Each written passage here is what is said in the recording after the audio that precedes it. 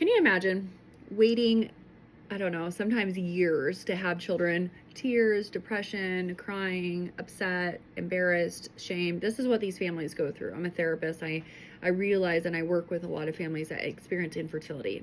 Infertility in Arizona affects around 16 to 17%, or 1 out of 6 women or families, we can say, right? And so it's devastating. Now, this family in Florida had a child, clearly not theirs. And they had a DNA test. Neither one of the parents, father included, is part of the child, right? So wrong embryo put into the woman. I mean, this is not an accident. I get it. It's not like on purpose, I'm sure. Let's hope. But this is not an accident. Okay, this kind of stuff is not an accident. And it should never happen. This type of error should never happen in any clinic, right? These people, this clinic should be held accountable. And who knows if this family is even going to get to keep the child if the embryo can be matched to the DNA of the actual parents. You know, in another case, the parents that when this happened, they sued and got the baby. So can you imagine carrying the child 9 months?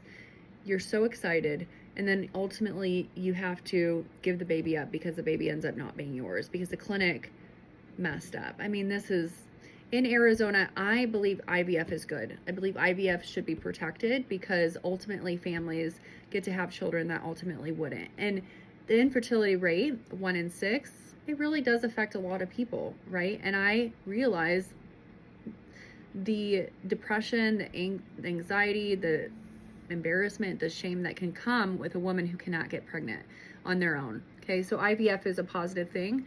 However, in Arizona, as governor, your next governor, I'm just going to say it and speak it into existence. I will protect IVF, but I will also hold clinics accountable, and I want to create better safeguards in clinics so that in Arizona this does not happen. There needs to be an investigation into clinics like this that this happens in, and they should ultimately perhaps be even shut down, because if one